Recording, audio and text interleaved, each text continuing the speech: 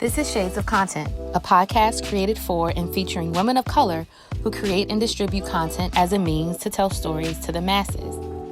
I'm your host, Patrice Camo, owner of Camp Space, and I'm passionate about giving diverse women creators a space to be awesome. Let's go. Hola, welcome back to another episode of Shades of Content. You guys already know, if you've listened before, we're the podcast that tells the true stories of Black women and men content creators. I am Patrice, and I am really excited about this episode. Like I said, every episode just gets better and better. This is an old friend. Actually, I don't want to get into that just yet. If you're new here, be sure that you listen to the last episode that released a few days ago.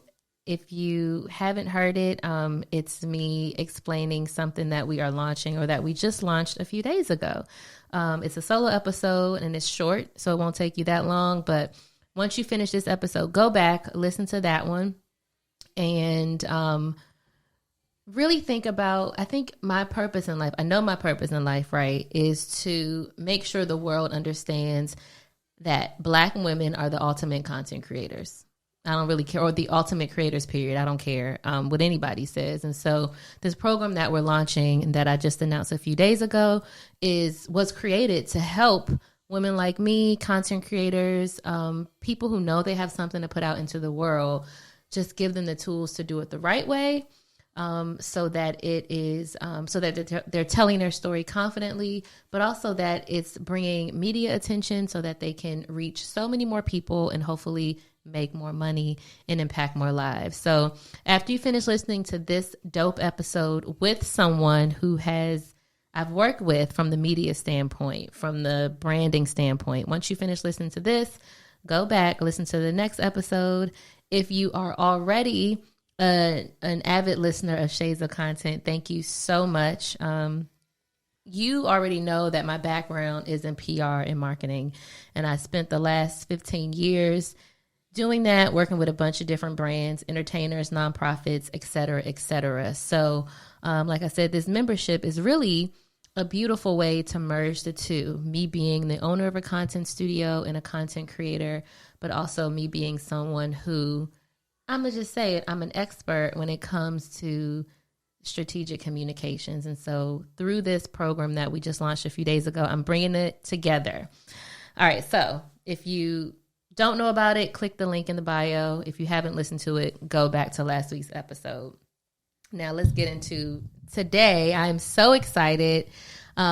Speaking of my life as a publicist, as a marketing manager, today's guest, Tony Lewis Jr., is one of my former clients. Hey, Tony. How are you? I'm wonderful. And this is weird being on this side. As I'm talking, I'm like, this feels weird because I'm usually, when we work together, I was behind the scenes. You're the one doing the interview with somebody else. Absolutely. And I'm just playing the background because I don't have no problem doing that. So to be able to talk to you in this way, because we've talked many a times, many of interviews, many a times I've asked you about your story and about who you are, but it was like never for public consumption. Sure.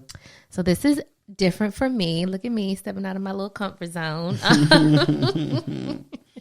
And you guys, you hear it, Tony is a man, right? So with the exception of Ty, who is our engineer, who is in the room today right now with us. Hey, Ty.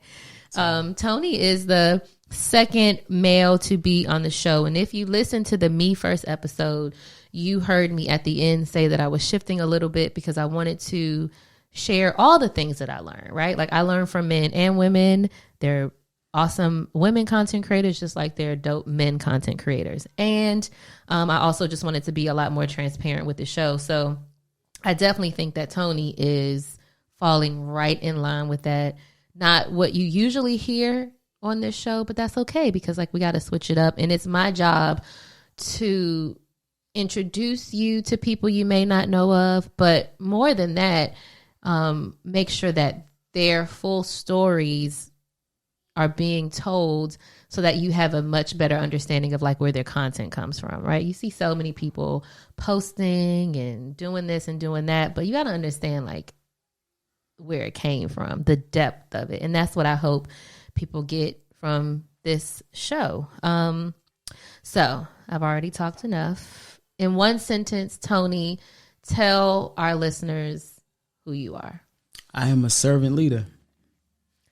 Serving leader? Servant leader.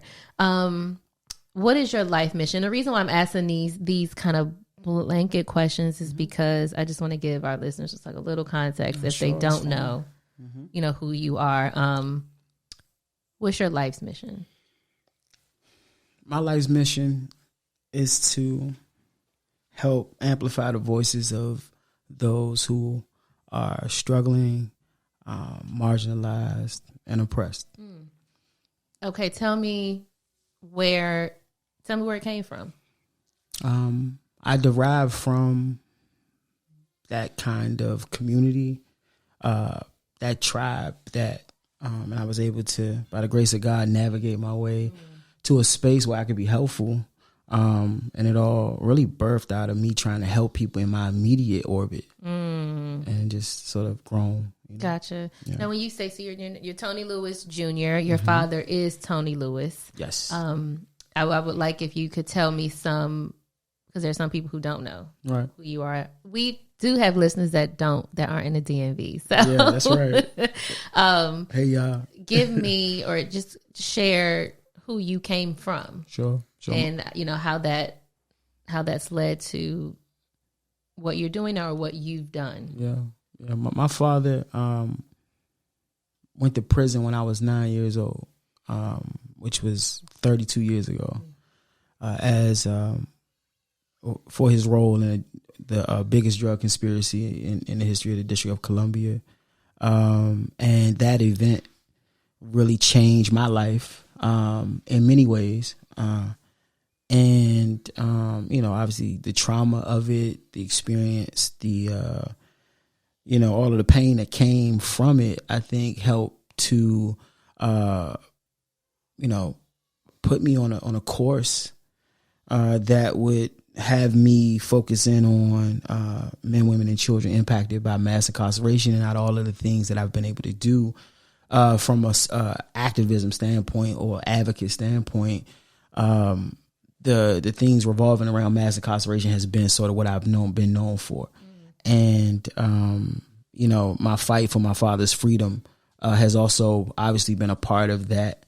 But my relationship to having an incarcerated parent and having so many other family members and friends experience incarceration has really, I think, framed a perspective that is influenced by my personal and professional connection to this issue that I think has given me a unique perspective in the sort of the framing of, local and at this point national policy, around this topic. Right. Yeah.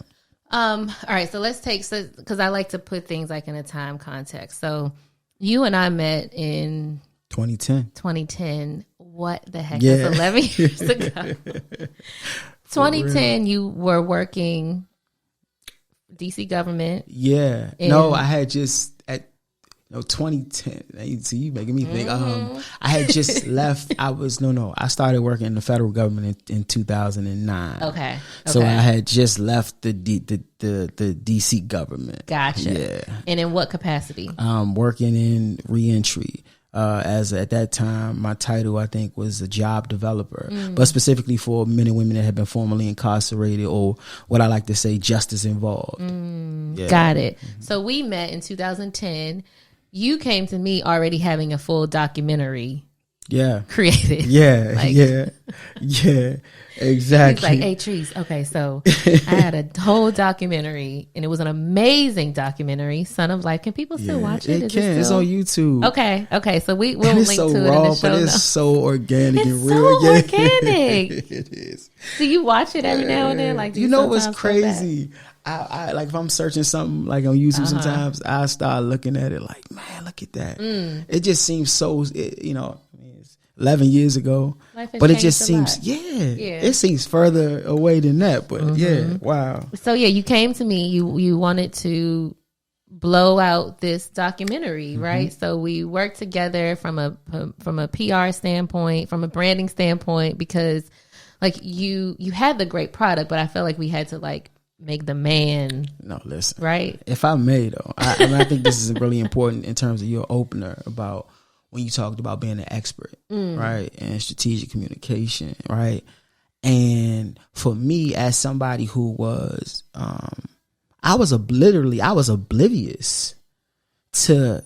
I didn't even know what branding meant. Right. And you know what I'm saying? You brought all of that into even sharing things with me or, saying, Tony, you should do this and do that. I'm like, I ain't doing that. Or why would I do that? Right. And now I understand it perfectly. Right. But at the time, I was so oblivious to these things. Right. So honestly, I pull on those things and I have over the, I pull on that stuff every day. So I appreciate it. But yeah. So just for context. Yeah. So I was a guy working, in what people call the trenches, working with some of the most disconnected populations, had no idea about what branding looked like. And I guess reaching out to you. And before that, though, I don't know if you remember this, but when you also handled the PR, it wasn't directly for me, but I was involved with the turkey giveaway that Wale did. That's right. So that's what made me reach out to you even more. Like, hey, I know who I can call because right. Yeah. Oh, that was such a great day. Yeah, it was. Yep. And at Bar 7. Yeah, at Bar 7. Wow. Yep. That's right. Okay. Yep. So we reached out. We did great work together. We had a documentary release party or dinner. I mean, it was just really amazing. And and I'll be honest, I worked with you, this pro bono because I wanted to like build that. I wanted the resources. I wanted to have the resume, right? Sure. So it was 100% mutually beneficial. We were able to like really create, I feel like, your digital following, all while you're still doing the work. And so I think where I'm going with this is, you said back then you had no idea what branding was. You had no idea. You were just in the trenches. Things have changed, right? Yeah. We're in 2021 and branding is the first thing you see, right? Yep. So, and I definitely want to get back to you as a man and your story, but I want to talk a little bit about that as from someone who has been doing the work and then creating content around just what you do, right? How do you navigate? Like how do you navigate doing the work and making sure that marginalized communities, family members, kids, re-entering citizens, like how do you ensure that you're able to still do that, but you're still Mr. Tony Lewis Jr., who now has a brand, who is doing interviews with the Breakfast Club and Ebro and everybody else? Like, how are you managing that? Yeah. What does that look like? Yeah, I think it's becoming more difficult by the day. I think what helps though is that because so much of it is aligned, right? So much of it is even the population, people that I really speak for the most. I'm not a returning citizen, but aside from that piece, I'm so closely related to it, right? So I think people are okay with me speaking. I don't like to say for them, but being a representative, right? And so it stays genuine, and it doesn't. And I'm very keen on never, or to the best of my ability, right? Exploiting or making somebody feel exploited or use. That's why I like to use my story instead of like using other people's story, you know. But there are times when I have to, and I think it's even better suited but I'm always inclusive and I try to center other people. It's never about me. Right. And so I think it has helped me through this 21 years of service, or in the 11 years of creating content, I guess. Right. Yeah, right. It's a thing now. Yeah, sure. It has a name now. Yeah, it has a name now. And understanding the importance of sharing certain stories and experiences to really bring people into a world that they may not have any other glimpse into, right? And understanding the power of people, and that if you can galvanize folk, and have them to move in a certain direction, I think that's how you I know that's how you move the needle. And I think content plays a amazing role in doing so. Yeah. Let's talk a little about the Free Tony Lewis movement. If you Google that, you'll see beautiful pictures of just all these brown people, black people supporting what you're working towards. But not even that, just like the DC Natives Day. You've been a part of a lot of movements. And I want to just talk about them. Like, I don't know kind of which one you want to do first. Yeah. I think it's interesting that many of them were built from like this digital uprising. I feel like maybe not built, but relied heavily on it. Absolutely. Without question. I mean, starting with the DC or nothing movement. That's right? it. DC That's or nothing. movement. Oh my God. Yo, this is like a freaking... That started that, right. But that, crazy. I mean, I feel like that started, you know, and that was at the time when you and I were working together, right? Something, again, an organic thing that was at the time aimed at bringing peace and resolve to issues that was happening amongst like local DC artists and trying to make people understand the importance of pushing together. Which then morphed, it sort of took a life of its own, around, you know, clothing, which also was birthed out of saying, if you saw somebody with a DC or nothing t-shirt or a sweatshirt on, you know that person knew me. And so like, oh, you know Tony, I know Tony, right? So we're aligned in some way. And it just kind of, again, digitally, you know, whether it was about the Redskins or the Wizards or, you know, it just became a thing. Wow, that's crazy. Shout out to KJ. Yeah, no question about it. Shout out to KJ, you know what I mean?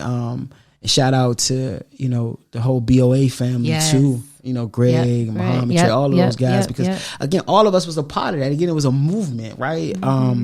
About solidarity. And then, you know, you go into the DC Native movement. Shout out to Angel. You know, which that was again a response to, it's almost a social movement to say, hey, you know, Black people from DC matter, as a response to the Washingtonian magazine. And, you know, subsequently we got a whole day, you know, we got a bill introduced that would say that May 20th, from, you know, that's happened. The original activation happened in 2018, but 2019, Kenny McDuffie introduced a bill.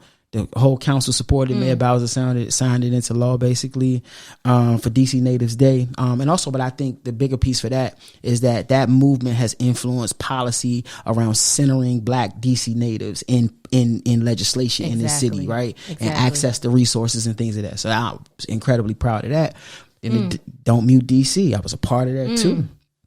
And so I think the momentum from those two things help people get, I think, I don't like to use the word trained, but used to seeing something online and knowing and getting instructions online, be at this place at this time, because we're trying to do this. You know? Decency and order. Exactly, right? And then from that, those things, and then, in which people have been seeing Free Tony Lewis since I've been on social media, right? Every picture I ever post of my dad, my family on visits or whatever. But then it was like time to do this rally. And so, for years, people, what can we do? What can we do to help? You know, what can we do to help around Free Tony Lewis? And when I was able to say, okay, we're doing a rally, and it was really strategic, in a sense of like we were filing a motion to the judge. You know, we were also simultaneously making a plea to the Biden administration to create a mechanism where not just my family, and I think this is another thing that people respect about me.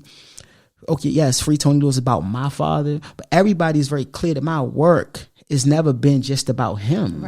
And actually, all of the, you know, whether it's been about criminal justice reform or any of these other things that I've tried to organize around, at this point, I mean, it's been a lot of people that's benefited from those things, but my dad hasn't, right? So it's never just been about him, but you know, land this plane. I mean, I think that day, April 10th, people showed up at Black Lives Matter Plaza.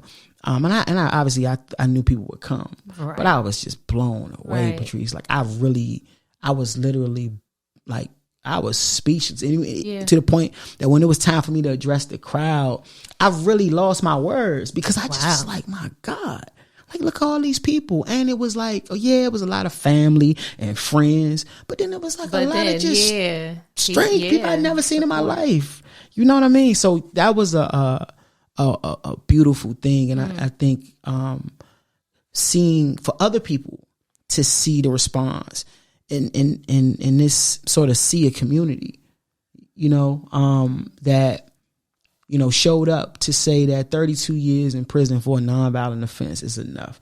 This, it's never been like my dad is not a political prisoner. My dad is not innocent. Right. It's never been that. That's never been my narrative, right? Yep. But my thing has always been he should not have life without parole. Yeah. And at this point, you talking about 32 years served.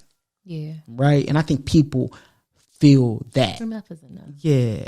I think, as you speak about the different milestones the milestones of activism in your life or community building, everything like led to the next. Mm-hmm. So you could have attempted or could have had a Free Tony Lewis rally 7 years ago, but the impact could have been a little different.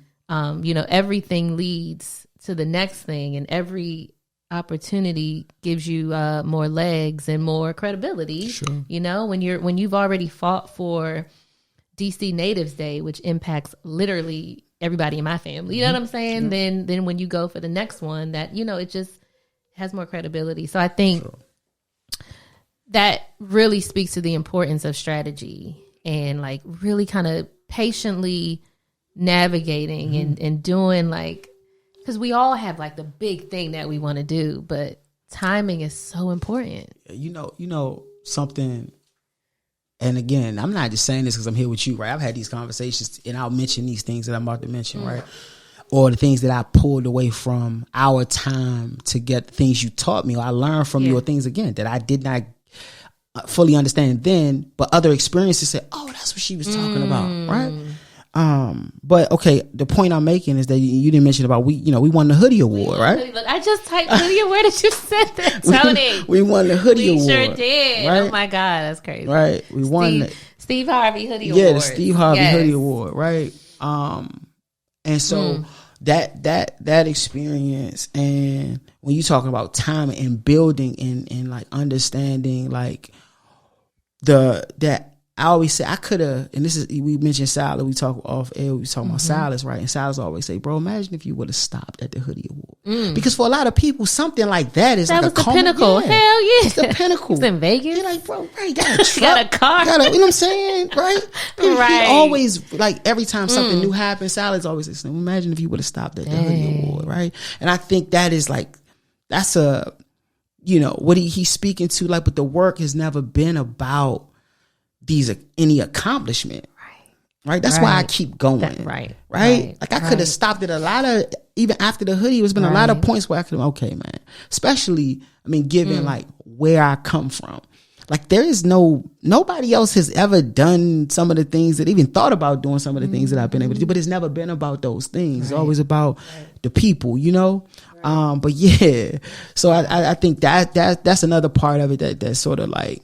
But again, also to like confidence though, right? Like I really feel like it ain't nothing I can't do at this point. Confidence. And confidence comes from experience. That's what I mean. To your point, was based on those other things. I look back and say, okay, I did that. Boom, boom. Yeah, I can do this. Yeah, why not? And I got the support of people. Like people show up for me, and I don't take that for granted, right? I don't abuse that.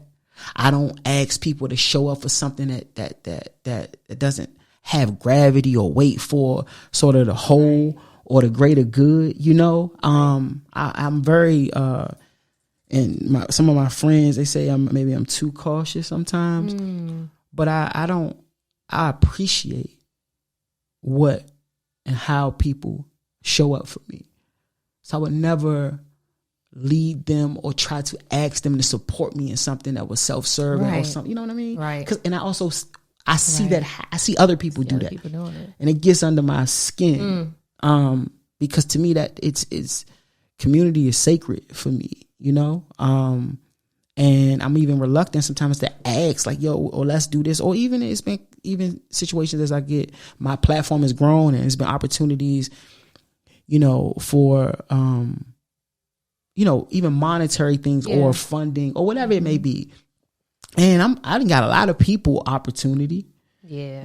But again, because I feel like some things would just be my time or whatever for me is going to be. I feel like it's disingenuous to say you're doing something for the people, but it's really to put yourself in a position to. And this is not a shot at anybody, but I'm amongst the community. See, other people can do that because they don't. I'm amongst the community. I live amongst. Yeah, I literally live on the same street. That's it. Yeah. Like, well, I'm gonna do so. Everything got to be. I mean, but you know what, Tony? I think we come from the same cloth. Yeah, I guess like there's been a lot of opportunities where I could have did this or said this, but just because it's not solid or it doesn't really align with who I am. There you go.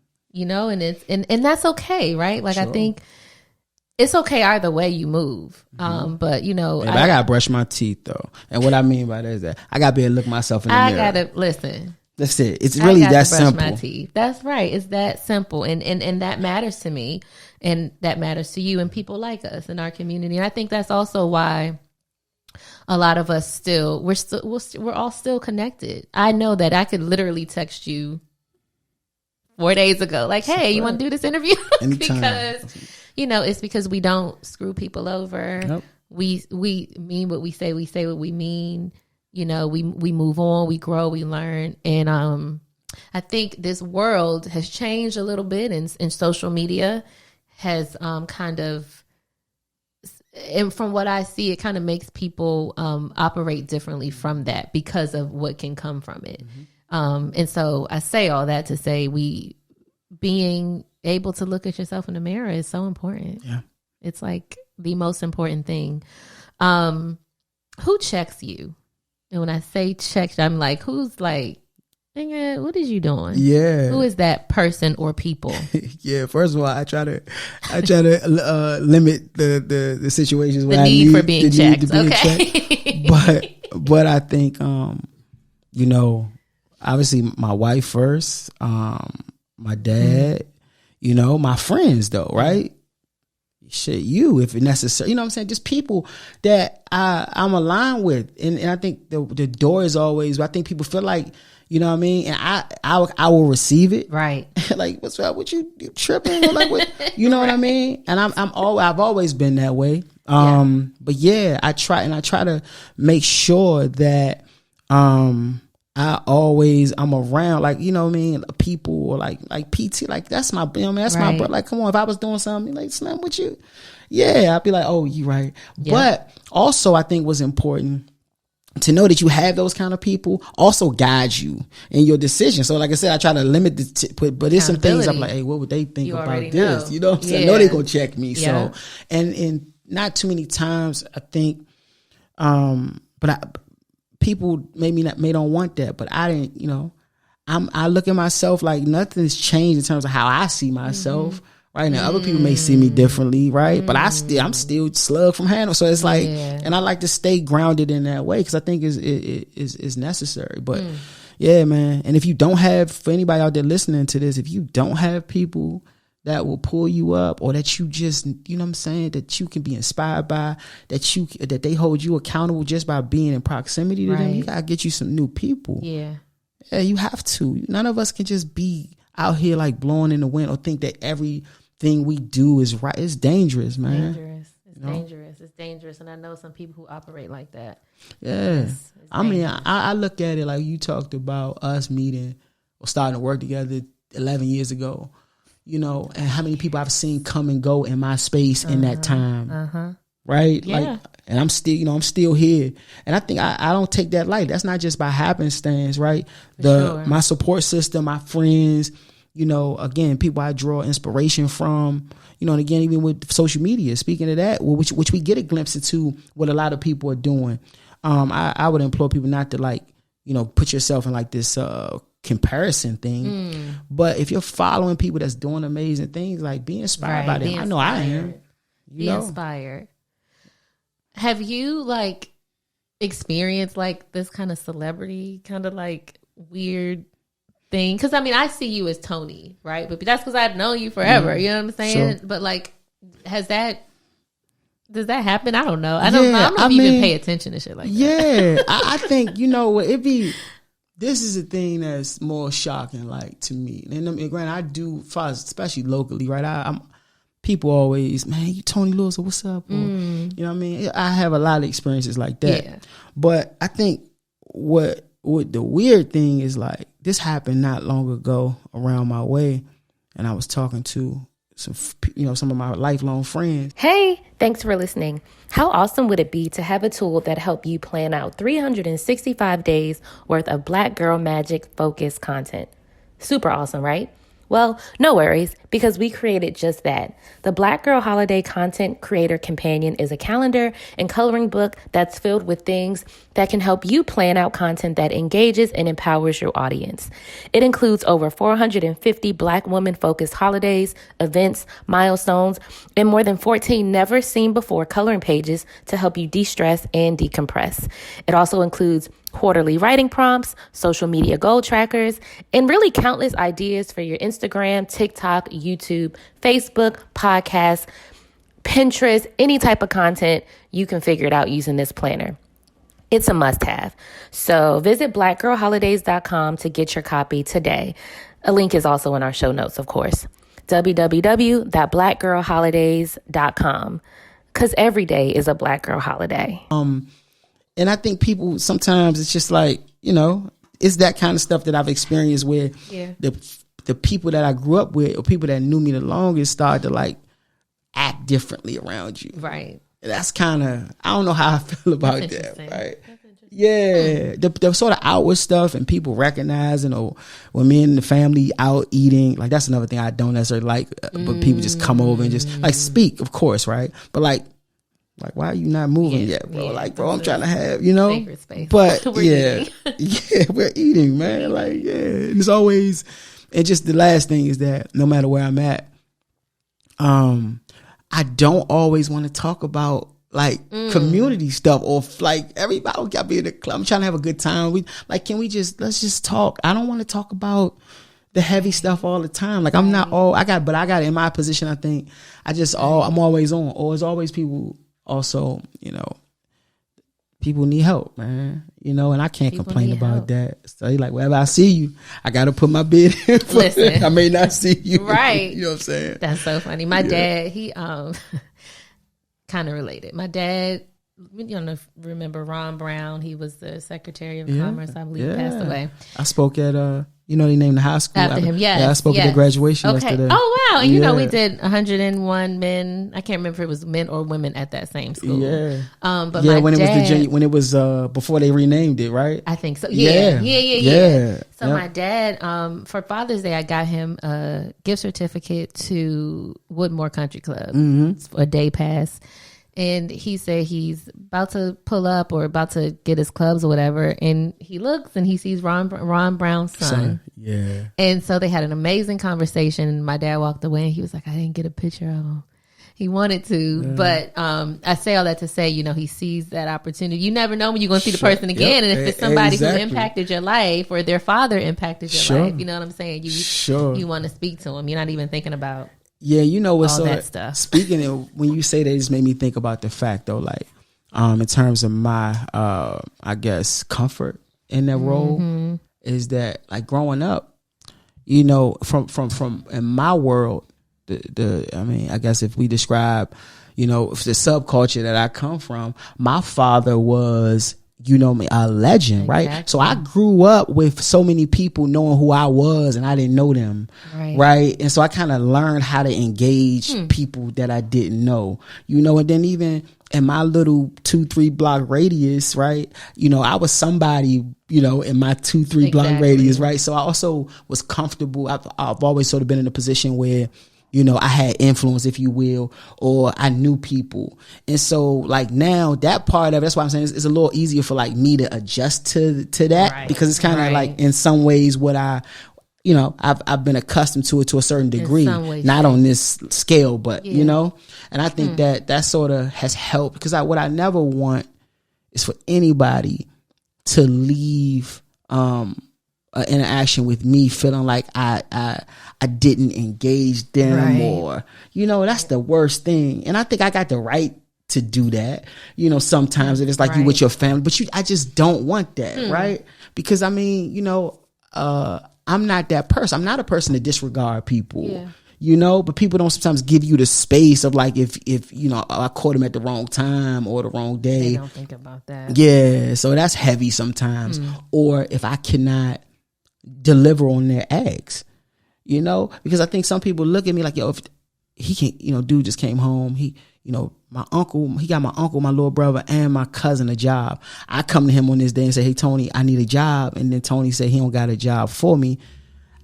People take that as like it's personal, like I'm lying or something. And I'm like, bro, I'm not. It's just not the day. Right. It's not the, you know, when your cousin approached me on the right day. It was just the timing. Yeah. So that's sort of something that I deal with a lot. I try not to let it like, you know, consume me because I want to help everybody, but also that's just not realistic. It's not possible. Yeah, it's not realistic or sustainable, right? I can't, you know. But to anybody out there, I'm sorry if I couldn't deliver immediately. Yeah, I heard it here first. He loves you. He's doing what he can, I mean, it's interesting, you know, I think that, again, I find myself doing this a lot, right? Comparing the world today with the world 10 years ago, right? The pre-Instagram world. And it's just interesting, you know, I think it's allowed for platforms, people, missions, all of those things to be elevated so that so many more people are impacted. And that's a beautiful thing. It is. But it's also, you know, cause for, you know, that celebrity and not being able to go to the restaurant around the corner without somebody knowing who you are or just, you know, just maybe feeling a little uneasy in the space of being visible on platforms that can reach 7.2 billion people if we're talking about all the people in the world, you know? So it's just interesting. And I think it is. That's why I like to have these honest, real conversations, like real people talk, because the content is just a small piece of who you are. Yeah. You know, if you really wanted to, if you went down the path of telling everybody all the things that you did for people and all the work that you've done, it would be a never ending. You would always be on Instagram. Yeah, I would. And that's, I appreciate you saying that because I mean, people only see, I'm talking about a small Very fraction. small. I mean, because so much of what I do, and I just me personally, right? And you know, a lot of the work I do, you know, as I spoke to is with you know, I feel like it's clandestine, right? It's meant to be, you know, it's too personal to just show, right? We out dealing life and death. Yeah. So it's like, you can't just be showing everything. I show like sort of the more like, you know, general stuff. Yeah. And I also say that to say, I think, for anybody in the space of like, you know, activism, community engagement, service, and nonprofit world, whatever. But especially on the activism and social justice and the race stuff and all of that, just don't forget to do the work. Yeah. You know, the work, the content is powerful and it's necessary. Right? I just want to say that it's necessary and it's powerful, but don't forget to touch the people. And there's so many people out here that need to be touched. Right. But also where I've grown is understanding that there's also roles for everybody, right? And so for some people, their role is to be work on policy. Some people is to create the content. Yeah. Some people role is to make the videos and you know the tweets that go viral, right? Yeah. But don't forget to have the role or highlight the role or support the role of the people that's actually dealing with the people. Yeah, on the ground. Sure. And with that, you know, having just you can do some things by yourself, but I'm telling you, when you can, you know, create that team of people, that network where everybody has their roles, we're going to get it done because you're going to just even touch even more people. I mean, I'm going to give you an example of like and some of this stuff I'm proud of in terms of you know this, I was, again, if you wasn't from the type of environment I was from, I wasn't really trying to, like, you know. And so I've grown too. And I'm using this example is not about somebody who's not necessarily from, but I mean, like, I don't even want to say her name because I don't even want to, like, but somebody who's like probably the most, right now, currently the most famous social justice activist there is in the country, right? Yeah. Called me yesterday, day before yesterday, and asking me to help, you know, share some information about something she was doing. But the beauty of it was, she know because of what I do and who I am, that I wouldn't be best suited to come to the event she was having. So Tony, can you share this? Yep. I know you. I don't even want you to. I know you not coming. Yep. And so she know that's her role. Yep. And this is and I really appreciate it and respect. And we understand that about each other, right? So it's like, that's what I'm talking about. That it's value. You see the value in people, but we got to understand who does what. That's what right. You know what I mean? Yep, that's right. And I think that's something that goes important. Across sectors or industries or whatever. People got to do a better job at that. And people, and that also makes you actually have to do research, right? Like, you got to actually spend some time and figure out who this person is. What have they done? You got to read. You got to maybe get on a phone call first. So none of these things, I feel like, are microwavable, like, situations. Exactly. You know, this is 11 years, 12 years in. Really, it's your whole life. Sure.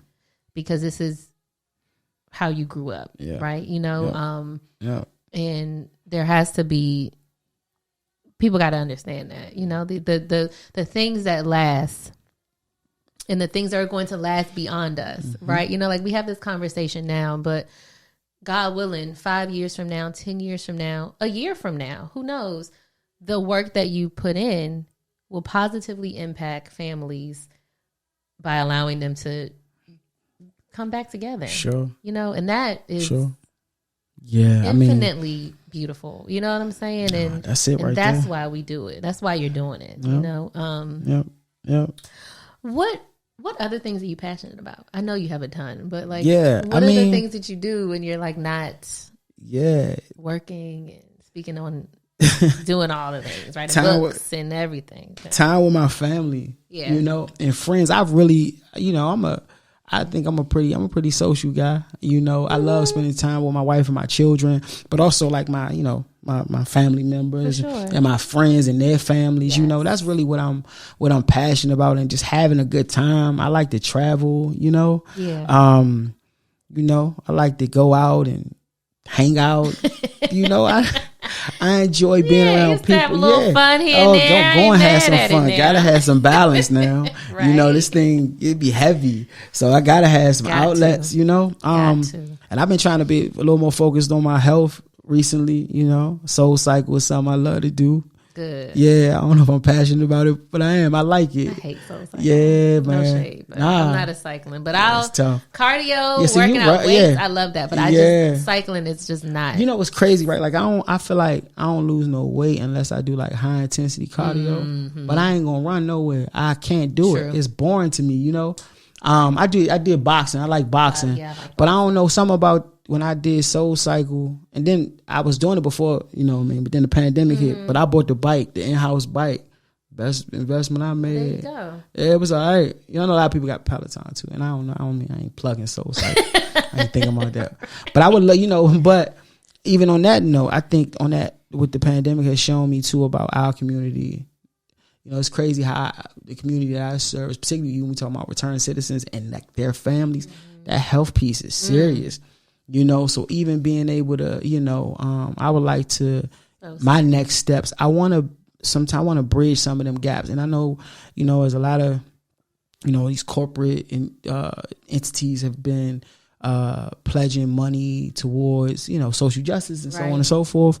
Definitely want to get in those conversations about what things we can do, really get things directly to people, you know? And that kind of stuff has had me thinking about that on the health side. You know, it's a lot we can do, I feel, you know. But yeah, so those are the things that I'm passionate about. And I'm looking to just, You know, I turned 41 this year. You know, and just thinking about acquiring new passions, right? Just I'm still discovering, you know, and through my youngest is really, you know, and what I'm trying not to do is like push down limitations or, you know, and trying to be as open as possible, right? Yeah. Like, cause you know, kids they ain't got no boundaries. Like they see things, and then I find myself sometimes. I'm like, I can't tell them we don't do that or we not. Why? And it's beautiful because they'll ask me. That's what really triggers for me because they're like, why not? I'm like, oh, and I don't are something else, you know, and I don't want to say because I said so, right? Yeah. No. So they're forcing me to grow. And Jess too, she'll ask, why we can't do that? Why you don't want to do that? And I really don't be having an answer sometimes. So it makes me say, because somebody told me, you know, I got conditioned to say that. So just trying to undo some of that stuff, you know. Yeah, I like that. You feel me? I like that a lot. Yeah. I like that a lot. What's next for you? Like, I know you mentioned health initiatives. What's coming up? What's long term? So one thing is still trying to get in a situation where, you know, obviously Slug, my book Slug, A Boy's Life in the Age of Mass Incarceration.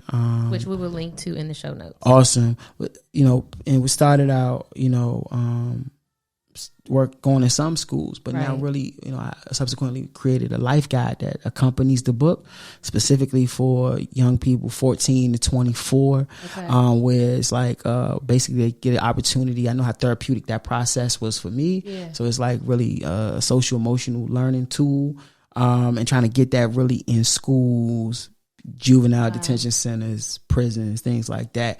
So that's sort of, you know, getting this SEL tool around the country. You know, when the world opened back all the way back up, definitely 2020 was supposed to be, I had a lot of things lined up as far as going around to different colleges and stuff like that. Did some of it virtually. But I'm really excited about that. And then, you know, one of the things that I'm the most proud of in the last like 4 to 5 years, I've been able to really influence policy and legislation, right? Like directly, working with lawmakers to create laws and policy that will help people, not like to your point, not just today, but moving forward. And I actually had the opportunity to work with folks in the White House around, you know, the gun violence prevention, which included more supports for men and women returning from incarceration. And the president just actually, you know, announced that, and they put the plan out. And I just, you know, I felt like that's what I'm supposed to be doing. So what, you know, in the future, I think that's going to be even more part of what I do. I don't think I ever want to be a lawmaker. But I think, you know, I want to be more focused on bridging gaps, and, you know, helping to guide the things that needs to happen, you know, for the sake of people having an opportunity to thrive, you know. And being at some, you know, you see the lawmaker, the politician, and then you see the voter, right? And people are like, well, how do I get? But there are people in the. There are people. Yeah, like you're the conduit. Facts. You are that activist that is speaking to who needs to hear what they need to hear from. So. Absolutely. That's a perfect way to describe it. That's what I do. Yeah, I know, right? For sure. Tony, this has been so great. I'm so happy that you were able to come and do this interview and just, you know, talk and provide your insight and your background. Guys, if you want to connect with Tony, you can link to all of his social media in the show notes. He's a very open, you know, honest person. You share, you know, often. So definitely check him out and follow him if you aren't already. And I'm so happy you're here. Again, if you haven't listened to last week's episode, make sure you do that. And if you have, and you're still waiting to like have the sign to sign up for this Ultimate Creator membership, this is your sign. Click on the bio or the link in the show notes and register. You can sign up for your monthly very low rate to be a part of this membership, $37 per month, or you can go ahead and pay for a full year. If you do the full year, you get 2 months free. As I mentioned in my in the episode last week, this is something I'm very nervous about. The last time I felt nervous like this was when I did this podcast. And the nervous feeling is because I knew that I needed to do it. And so here we are, 34 episodes in, having conversations with people that I worked with 11 years ago, full circle like crazy, people that I'm so proud of, and showing you and using this interview and using this podcast as an example of how your content can change the world and can get your voice out there and can link you to media. So everything you need to know and do after you listen to this is in the show notes. I love you all for listening, and I will see you maybe next week, usually 2 weeks, but maybe I'll drop one in the meantime. See you later.